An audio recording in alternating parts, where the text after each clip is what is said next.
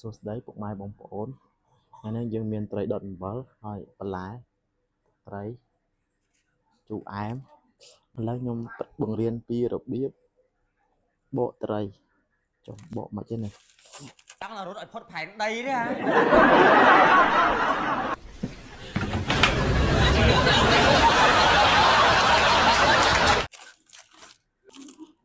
យើងកាត់ក្បាលវាចឹងមក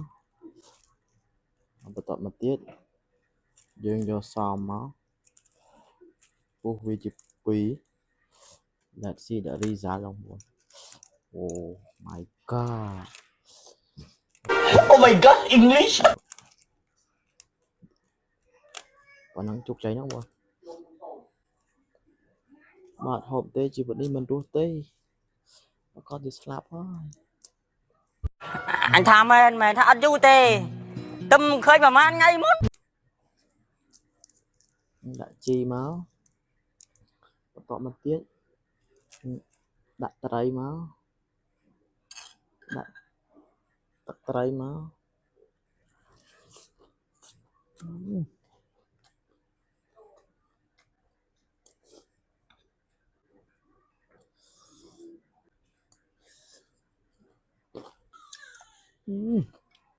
បាក់បន្លែមកបន្តិចដាក់ត្រីមកដាក់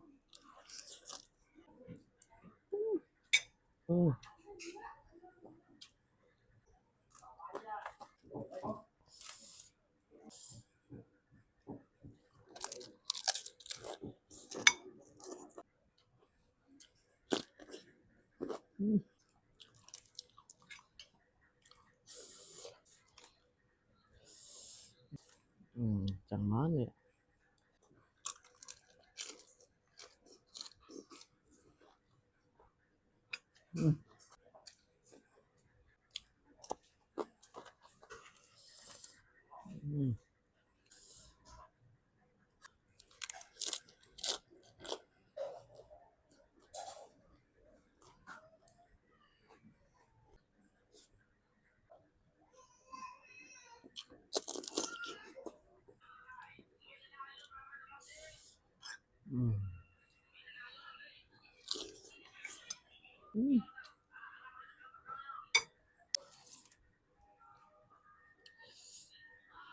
Oh my god